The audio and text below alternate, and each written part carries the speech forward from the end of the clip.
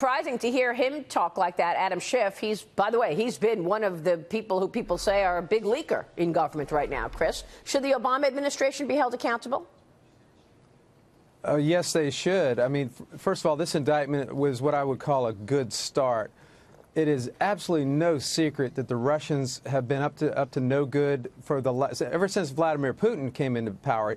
I mean, he's very transparent about it. They're not very good at it, and it's easy to pick up the tracks of what they're doing.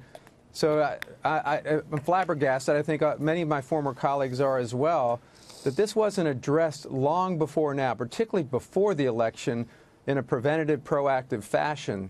You know, this isn't like the world of espionage where we deport your spies and they deport our spies, and it's all done in a very, very genteel fashion. This strikes right at the heart of our democracy, and we needed to address it aggressively. Just didn't happen. Yeah, no, it didn't happen. Do you think that this indictment at this point vindicates President Trump, which is also what he's been saying? Well, in some ways. I mean, I am a believer in that former Director Mueller, is doing a good thing in trying to turn over all the rocks and uncover the truth of what happened throughout this whole process. The truth ought to be good enough for all of us, and he'll get to it without pulling any punches. But this Russian interference, if you will, is broader than President Trump. As you can see if you read the indictment, they were seeking to undermine our democracy, right, not to put Trump in office. It was across the board. Yeah, no, that's a really smart analysis, because the Russian meddling and efforts to undermine the West has been going on for decades, by the way, not just these last couple of years. What's your take on what has taken place at the top of the FBI as you see the bias and these texts that we've read between FBI agents and their really disdain for President Trump?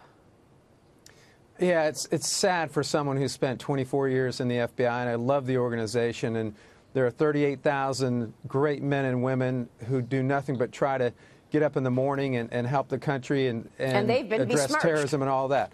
And yeah, it's a few who have really damaged the reputation of the FBI in ways that it's going to take a while to repair. But I just want to emphasize, it is a few. Yeah. And the men and women every day are laboring in the trenches trying to get the job done, and they don't deserve this. I believe that. I believe that. Now, President Trump also took to Twitter following the tragic high school shooting in Parkland, Florida. 17 people were murdered, but he also criticized the FBI. He said, very sad that the FBI missed all the many signals sent out by the Florida school shooter. This is not acceptable. They are spending too much time trying to prove Russian collusion with the Trump campaign. There is no collusion. Get back to the basics and make us all proud. Chris, the president's tweet has drawn some criticism, sharp criticism. What's your take?